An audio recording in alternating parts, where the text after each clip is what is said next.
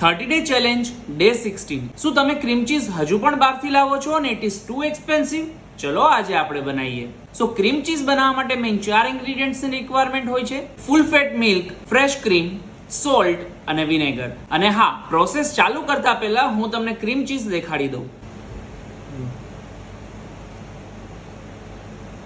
Okay, એક પેનમાં તમારે ફ્રેશ ક્રીમ અને મિલ્કને લેવાનું છે અને એને સિમર કરવાનું છે. સિમર એટલે લાઈક બોઇલિંગ પણ નહીં અને વોર્મ પણ નહીં, એ બંનેની વચ્ચેનું. એ પછી તમારે એની અંદર વિનેગર નાખવાનું છે. એટલે તમે જેવું વિનેગર એડ કરશો એટલે જે મિલ્ક રહ્યું એ કર્ડલ થઈ જશે. કર્ડલ થઈ જાય એટલે તમારે એક બાઉલમાં એને સ્ટ્રેન કરી લેવાનું છે અને ગરમ ગરમ જ તમે એને ચર્ન કરી શકો છો.